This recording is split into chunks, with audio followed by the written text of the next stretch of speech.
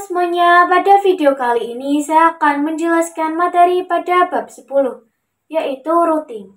Oke, nanti yang pertama saya akan membahas pengenalan routing, konsep klasifikasi routing, kedua routing table dan route flags, ketiga routing statik, pendahuluan static routing, keempat static routing 2 router, kelima static routing 2 router lab, keenam static routing 3 router, ketujuh static routing 3 router lab, keempat static routing 4 router, ke-9 static routing 4 router lab, ke-10 static routing with internet, ke-11 routing dynamic, konsep dynamic routing, ke-12 pengenalan OSPF, ke-13 OSPF prepare topologi, ke-14 OSPF tes koneksi dan retribute default route.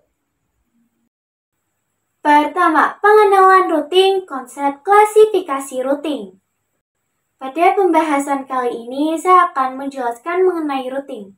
Jadi, routing ini adalah suatu proses yang menentukan jalur tercepat untuk mencapai tujuan. Routing juga dapat didefinisikan sebagai proses melewatkan paket data dari satu jaringan ke jaringan lain melalui router. Routing bekerja pada layer 3 pada networking models. Routing dapat diartikan sebagai pemindahan data dari jaringan A host ke jaringan B destination, di mana keduanya ini networknya saling berbeda. Oke, selanjutnya ada klasifikasi routing yang mana ini dibagi menjadi dua, yaitu static routing dan juga dynamic routing. Static routing adalah routing yang dibuat dengan menambahkan secara manual ke routing table. Jika kita simpulkan, maka static routing ini merupakan proses routing yang dilakukan secara manual. Sedangkan dynamic routing itu dilakukan dengan melakukan enable fungsi protokol pada router tersebut. Maka secara otomatis router akan mencari jalurnya sendiri. Oke, langsung saja kita bahas yang dynamic routing. Jadi, dynamic routing itu dibagi menjadi dua pangset. Ada yang namanya interior gateway protocol dan juga exterior gateway protocol. Kita lihat di sini perbedaannya. Jadi, interior gateway protocol itu digunakan pada intra-autonomous system routing. Diterapkan untuk mengendalikan dalam satu organisasi. Contohnya sekolah atau kampus, perusahaan, atau institusi lainnya. Sedangkan exterior gateway protocol digunakan pada inter-autonomous system routing. Diterapkan untuk mengendalikan sistem administrasi yang berbeda atau biasa digunakan dalam internet. Contoh ISP ke ISP, perusahaan ke ISP, atau kampus ke ISP. Nah, kita coba bahas contoh protokol-protokolnya. Contoh protokol IGP di sini ada yang pertama Distance Vector Routing Protocol. Jadi dia itu bekerja dengan menentukan titik-titik yang terdekat. Dan dia memiliki jenis protokol RIP versi 1, RIP versi 2, dan juga IGRP. Kedua ada Link State Routing Protocol, yang mana dia bekerja dengan cara melihat besaran debit pada setiap titiknya. Di sini dia memiliki jenis protokol OSPF dan juga ISIS. Yang ketiga ada Hybrid Routing Protocol. Nah, hybrid ini adalah gabungan dari distance dan link state.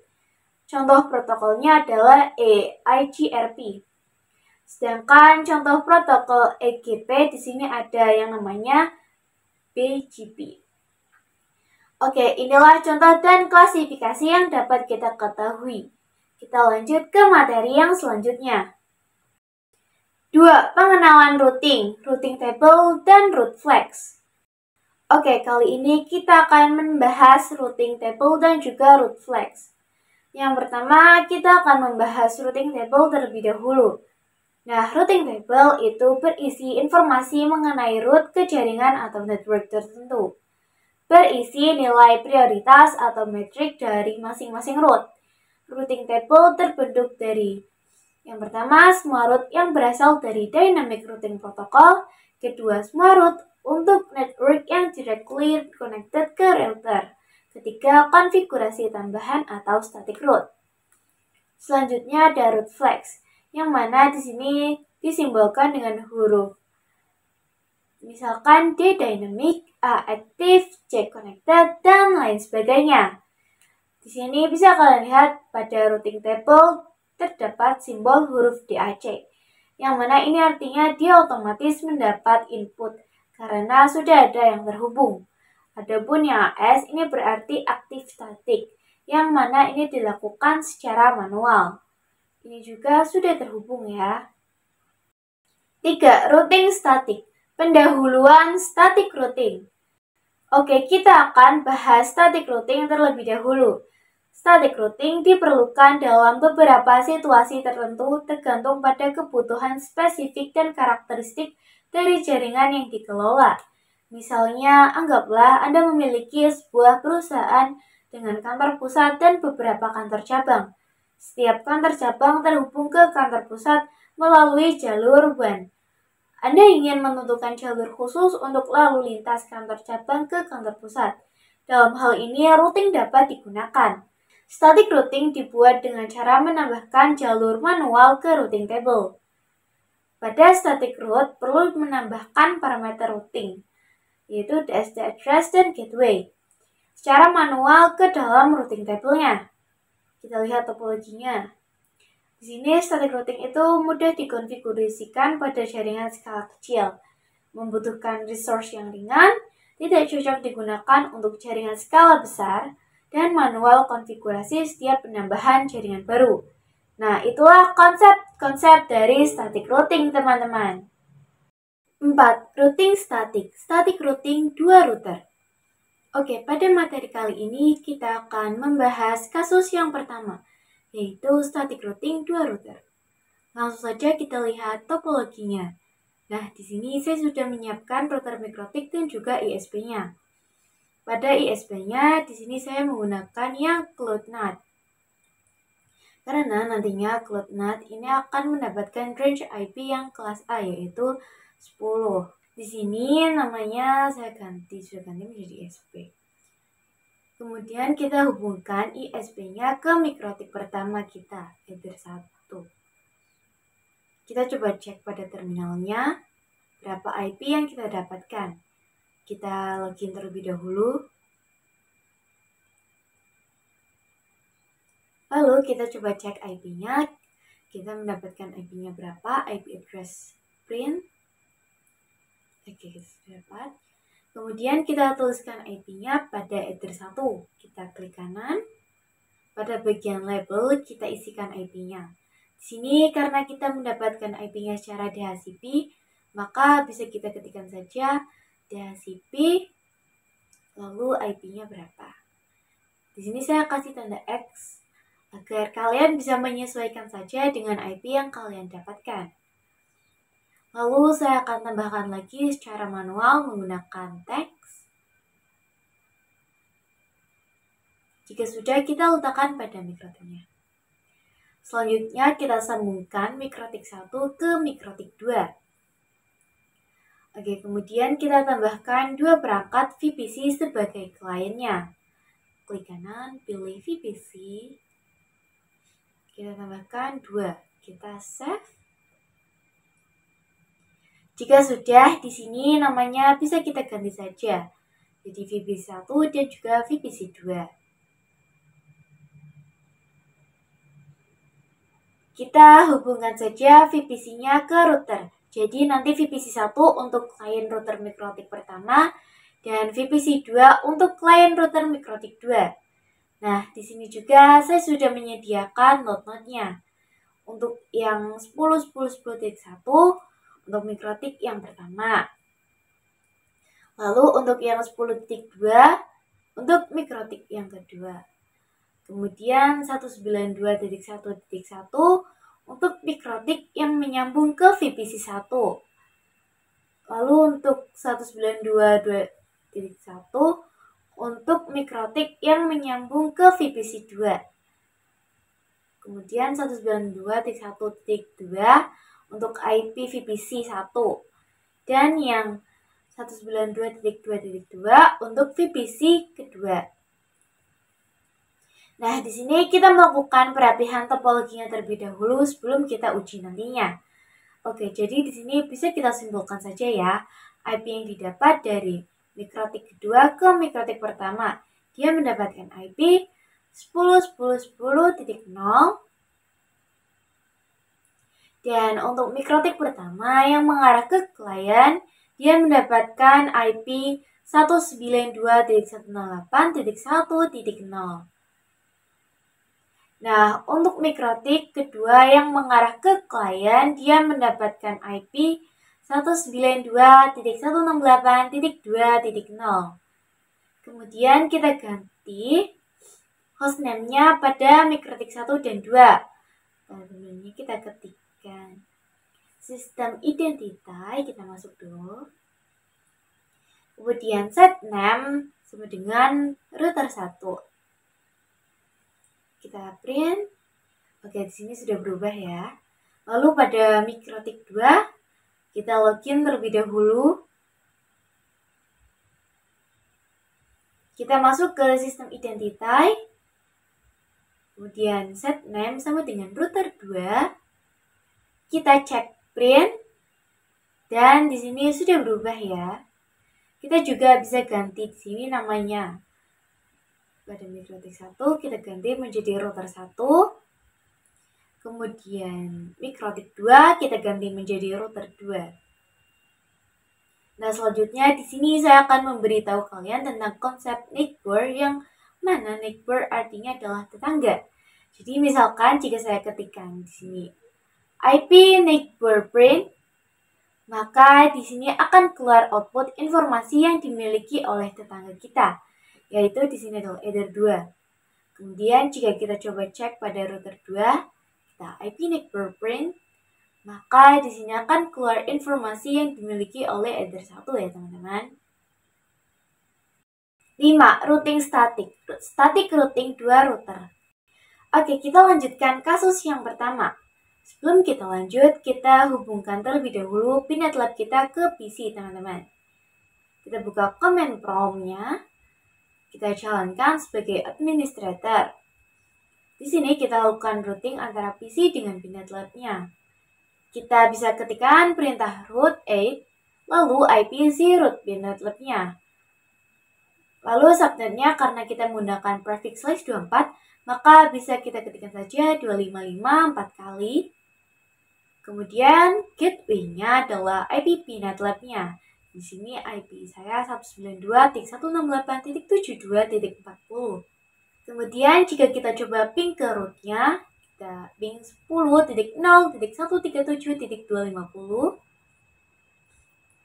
Nah, maka di sini sudah berhasil.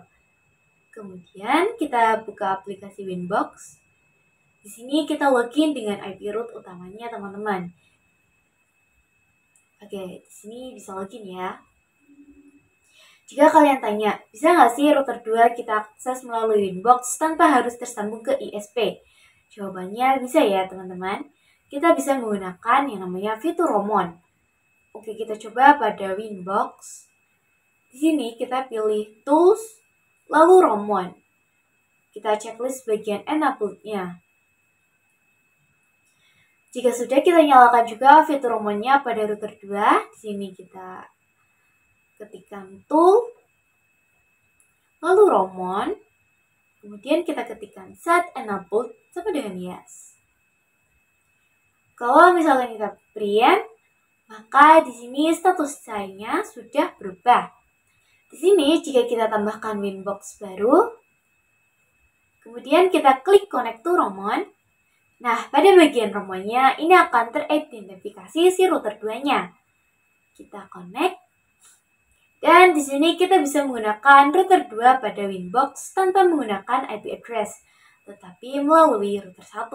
Oke, langsung saja kita lakukan addressing-nya. Kita lihat dulu pada router 1. Nah, di sini sudah terdapat IP DHCP header 1-nya, toh ya. Sekarang kita tinggal tambahkan saja IP untuk header 2 dan juga header 3-nya. Kita berikan dulu yang header 3 yang mengarah ke kliennya. Di sini kita berikan 192.168.1.1/24. Ethernya kita gunakan ether 3. Selanjutnya kita tambahkan yang ether 2 yang mengarah ke router 2-nya. Kita berikan 10.10.10/24 ether 2. Nah, untuk saat ini kita sudah berhasil melakukan addressing yang mengarah ke klien dan ke router 2. Kemudian kita lakukan juga addressing pada router yang kedua, IP addresses. Di sini masih kosong ya. Kita bisa tambahkan terlebih dahulu untuk IP address satunya. Yaitu di sini 10.10.10.2/24 address 1 play all, oke. Lalu kita berikan juga yang mengarah ke klien, yaitu 192.168.2.1/24. Pilih yang ether 2. Nah, kita sudah berhasil melakukan addressing pada router 1 dan juga 2. Jika kita lihat informasinya pada IP routes, nah di sini terdapat informasi DAC teman-teman, pada router 1 maupun router 2. Jadi apa sih yang dimaksud DAC itu? D itu adalah dynamic, A aktif, dan C adalah connected. Jadi ini berarti sudah aktif dan juga sudah terkoneksi teman-teman. Jika kita lihat belum ada informasi IP yang mengarahkan ke VPC 2 teman-teman. Oke, langsung saja kita klik 8. DSC address-nya kita isi dengan IP 192.168.2.0/24. Lalu gateway-nya 10.10.10.10.2. Apply. Nah, nantinya akan ada keterangan AS, yaitu aktif statik. Oke, kemudian kita ke router 2. Di sini hanya terdapat 2 DAC saja ya. Bisa kita tambahkan. Di sini DRS address-nya adalah yang 192.168.1.0/24.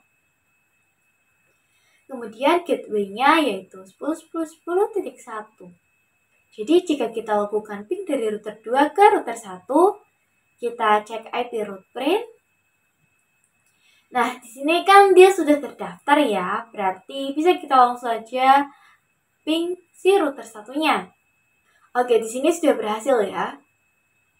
Selanjutnya kita coba dari VPC-nya, kita nyalakan dulu teman-teman.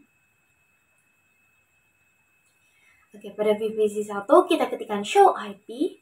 Maka di sini belum ada ya teman-teman, karena VPC-nya perlu dihidupkan. Kita konfigurasikan saja secara manual IP 192.168.1.2/24, lalu gateway route-nya 192.168.1.1/24.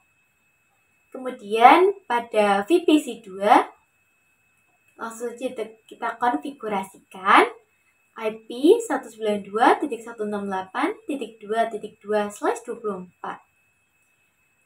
Jadi kalau misalkan VPC 1 ingin berkomunikasi ke VPC 2, di sini sudah bisa. Kita coba pada VPC 2, kita ping ke gateway-nya terlebih dahulu, maka di sini sudah berhasil. Kemudian kita ping ke gateway VPC 1, dan di sini juga sudah berhasil teman-teman.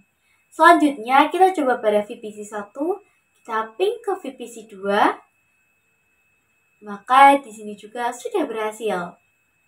6. Routing static routing 3 router. Oke, sekarang kita lanjut pada kasus berikutnya yang kedua, yaitu static routing 3 router. Oke, di sini kita tambahkan dulu MIC-routing-nya. Dan kita tambahkan VPC-nya juga. Kemudian kita sambungkan saja router 3-nya dengan router 2. Selanjutnya kita ganti hostname-nya di sini. Kita login terlebih dahulu. Lalu kita ketikkan sistem identity set name router 3. Kita print. Nah, di sini sudah berganti ya. Kemudian kita hubungkan dengan VPC klien ketiga. Kita cek network-nya apakah sudah bisa. IP network print. Oke, di sini sudah bisa Ether 1. Selanjutnya kita lakukan pengenalan terlebih dahulu. Jadi pada Ether 3 memiliki IP address 20.1. Kemudian router 3 Ether 1 memiliki IP yang 20.2.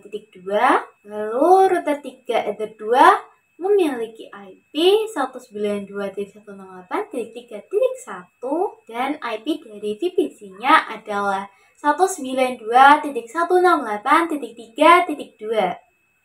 Oke, kemudian kita bisa aktifkan fitur Romonnya dulu teman-teman, agar nanti bisa kita jalankan melalui Winbox.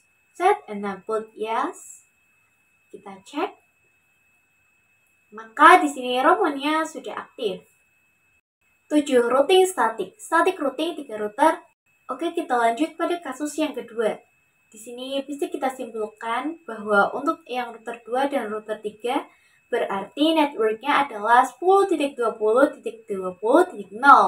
Sedangkan untuk yang router ketiga dan VPC 3 menggunakan 192.168.3.0. Oke, langsung saja kita implementasikan pada Winbox. Di sini kita tambahkan new Winbox pada router 1. Kita klik connect to Romon. Kita pilih yang router 3. Connect. Oke, di sini saya sudah berhasil masuk ke router 3-nya. Selanjutnya kita lakukan addressing untuk router 3-nya. Klik IP, addresses. Kita tambahkan yang Ether 2 dulu. Kita 192.168.3.1/24. Kemudian Ether 2. Kita play OK. Oke, kemudian kita tambahkan untuk yang Ether 1-nya. Kita tambahkan IP 10.20.20.2/24.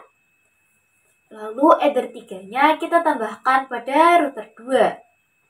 Kita klik 8. Kita tambahkan 10.20.20.1/24. Kemudian jika kita coba ping dari router 2 ke router 3, kita ping 10.20.20.2.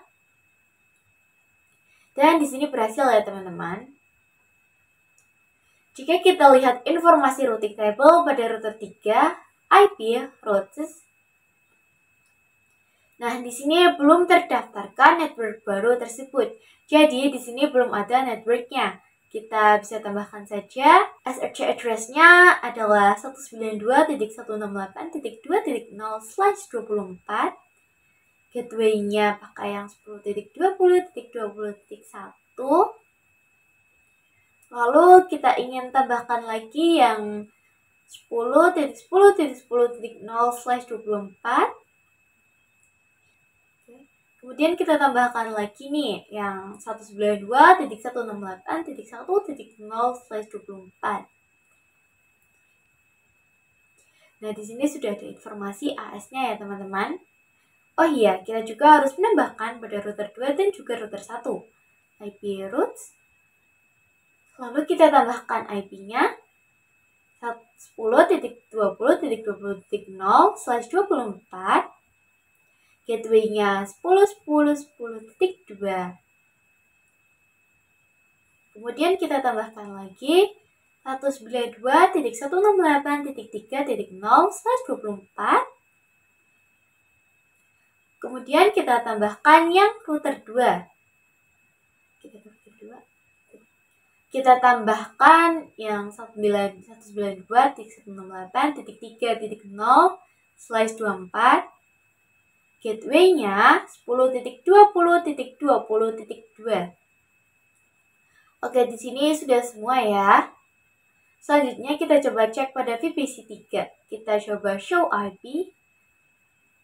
Dan di sini masih kosong ya. Kita konfigurasikan saja IP-nya. IP 192.168.3.2/24. Kemudian root gateway-nya 192.168.3.1/24. Kemudian kita coba ping ke VPC 1. ping 192.168.1.2. Dan di sini sudah berhasil teman-teman. Oke, selanjutnya jika kita ingin berkomunikasi dengan VPC2, itu kan kita melalui root ya. Kita coba ping rootnya terlebih dahulu. Kita ping 192.168.2.2. Oke, di sini sudah bisa ya. Kemudian kita coba trace 192.168.2.2. Jadi misalkan dari VPC 3 ingin ping ke VPC 2, jalur mana yang bisa digunakan? Nah, di sini bisa kalian lihat terdapat beberapa jalur yang bisa kita lewati untuk bisa sampai ke VPC 2-nya. 8. Routing static. Static routing 4 router. Oke, kali ini kita akan membahas kasus yang ketiga, yaitu static routing 4 router. Kita bisa tambahkan saja router dan juga VPC-nya.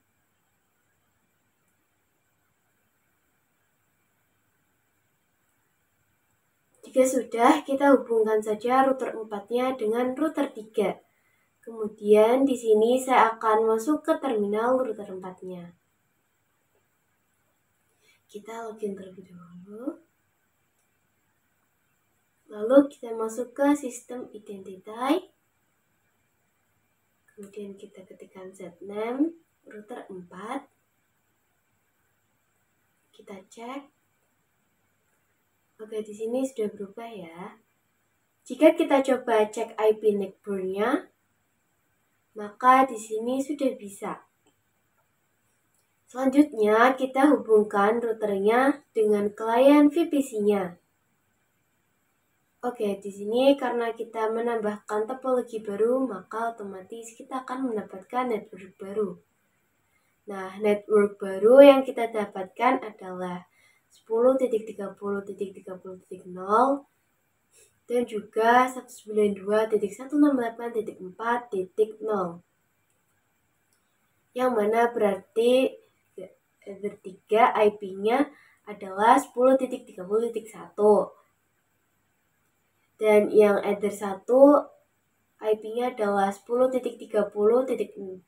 Kemudian pada bagian yang router 4 yang mengarah ke klien adalah yang 4.1 dan IP kliennya adalah 4.2.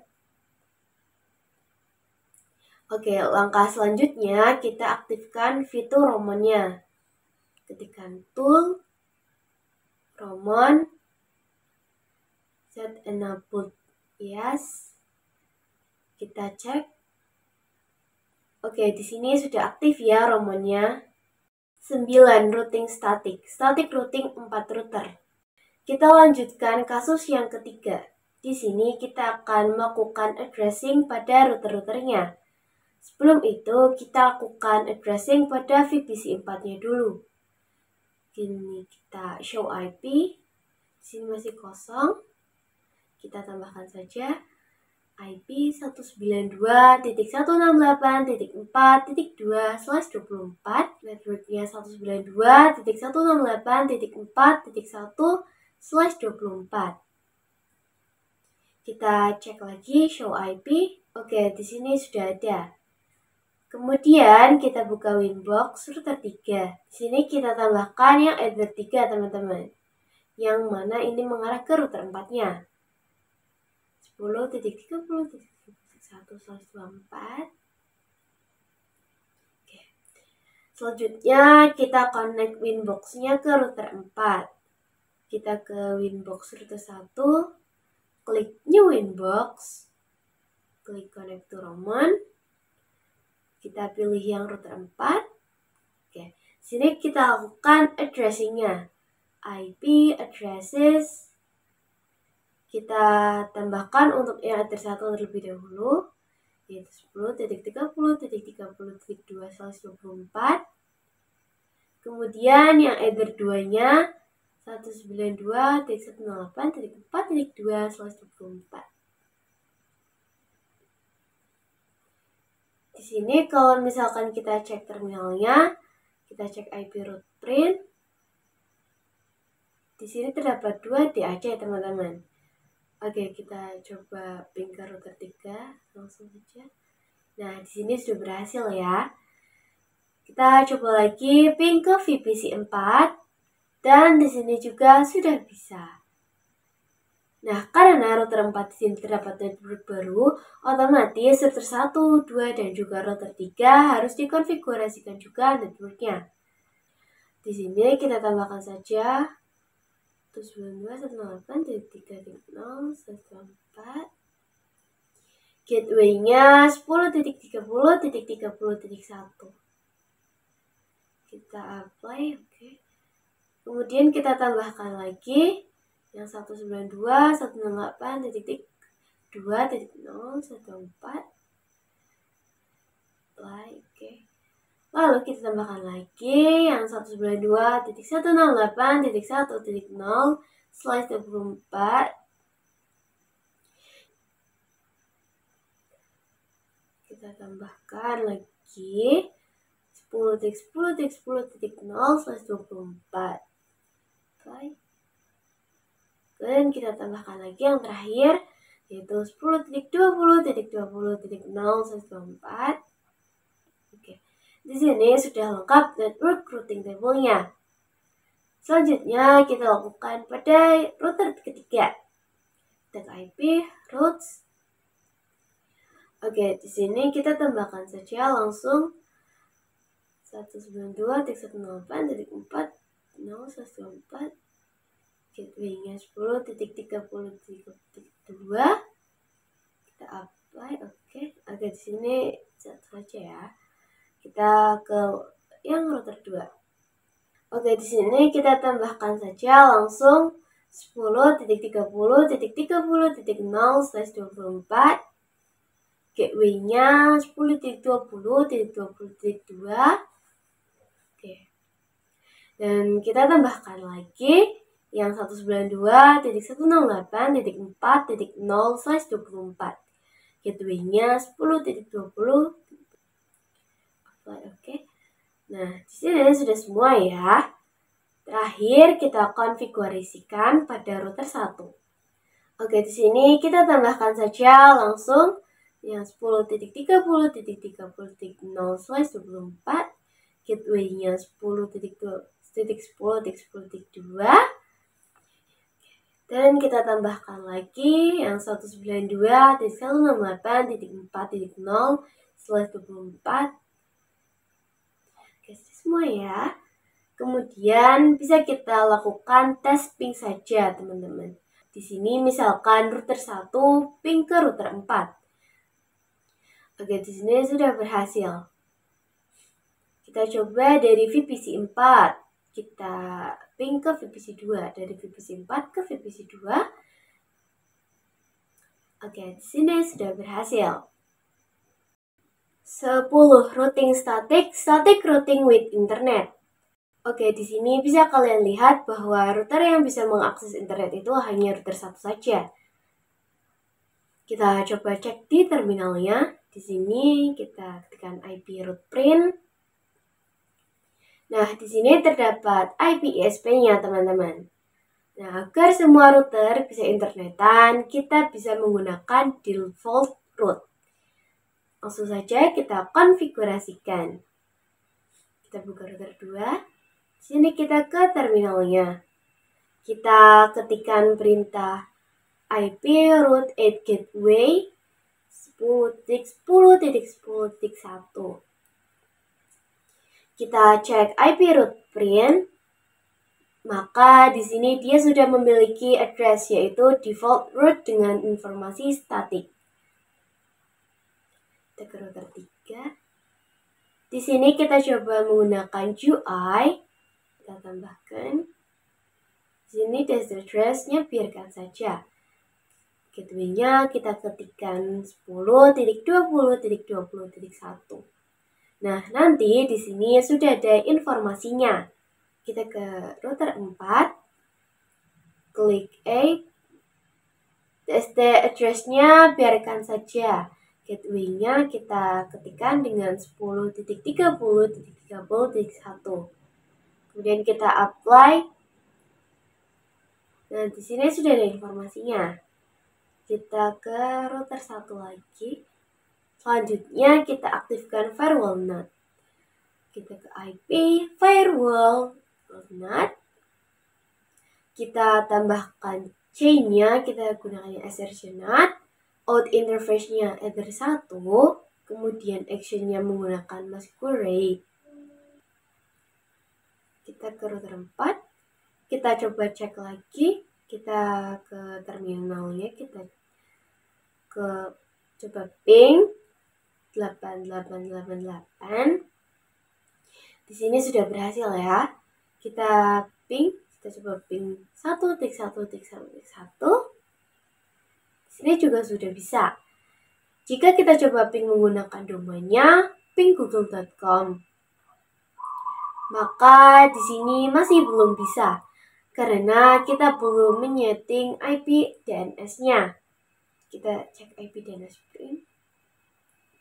Di sini masih kosong ya. Kita tambahkan saja IP DNS set servers sama dengan 8.8.8.8. Oke, di sini sudah bisa.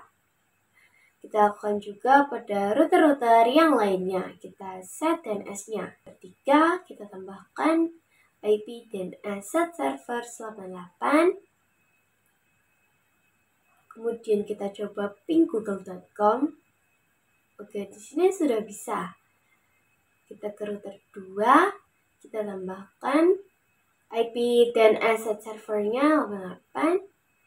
Kemudian kita coba pinggoogle.com. Oke, di sini bisa.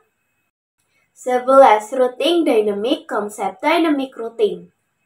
Oke, jadi routing dinamis merupakan salah satu cara untuk mendistribusikan informasi routing table secara otomatis. Hal ini untuk memudahkan perubahan dan ekspansi saat memiliki jaringan yang sudah terlalu besar. Bisa kita lihat di sini ada 3 jenis interior gateway protokolnya, yaitu ada distance vector, ada link state, dan juga hybrid. Dan yang jenis EGP, exterior gateway protocol, hanya ada satu, yaitu yang BGP. Nah, di sini kita tidak akan membahas semuanya. Kita hanya akan membahas yang OSPF saja. 12. Routing dynamic, pengenalan OSPF. Oke, kali ini kita akan membahas tentang OSPF. OSPF atau Open Short Part First adalah salah satu protokol routing dinamis pada kategori IGP dengan algoritma Link State Protocol, support IPv4 versi 2 dan IPv6 versi 3. Nah, konsep cara kerjanya adalah dengan mencari rute jalur tercepat berdasarkan bandwidth, delay, dan load. Route yang dipilih sesuai kecepatan OSPF merupakan protokol routing yang menggunakan konsep hierarki routing. Dengan kata lain, OSPF mampu membagi-bagi jaringan menjadi beberapa tingkatan. Tingkatan-tingkatan ini diwujudkan dengan menggunakan sistem pengelompokan, yaitu area. Jadi misalkan kita singgung nih area-area yang ada di OSPF itu ada banyak teman-teman. Misalkan di sini ada backbone area, yang mana ini bertanggung jawab mendistribusikan informasi routing antara non-backbone area.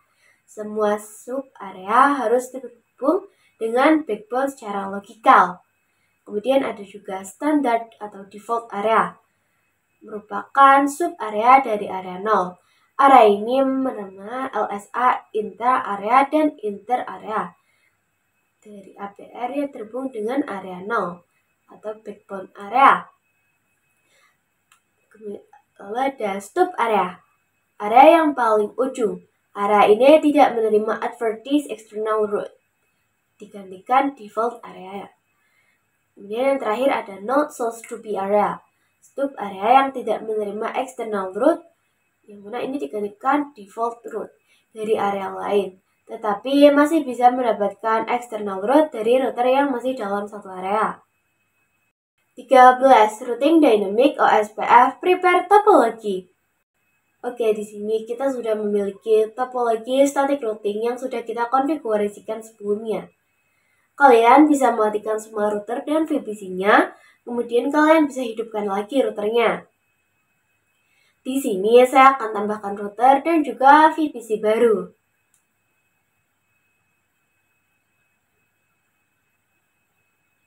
Oke, jika sudah, kemudian di sini saya akan buka router 1. Nah, di sini karena tadi routernya dimatikan, maka otomatis IP DHCP-nya akan berbeda, teman-teman. Kita login terlebih dahulu. Kita cek IP address print. Nah, di sini IP-nya berbeda ya. Kita bisa ganti saja teksnya di sini agar sesuai dengan IP yang sekarang. Selanjutnya, kita hubungkan lagi PINet dan juga PC kita, teman-teman. Kita buka command prompt, kemudian kita root 8, 10.0.137.0, kemudian masknya 255, kemudian IP PINetnya 192.168. Oke, di sini sudah. Kemudian kita buka Winbox. Di sini kita login menggunakan IP router satunya dulu ya. Selanjutnya kita masuk ke router 2, 3, dan 4, 5 menggunakan fitur Roamon. Oke, di sini kita sudah berhasil masuk ke routernya.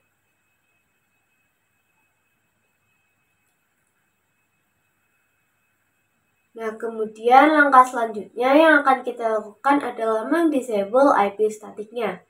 Nah, kenapa? Karena kan kita ingin konfigurasi topologi. Ini menggunakan dynamic routing. Kalau misalkan static routingnya aktif, maka nanti IP-nya akan bertabrakan. Kita ke router 1. Sini kita matikan dulu dari router yang satu. Di sini yang kita disable yang AS-nya saja ya.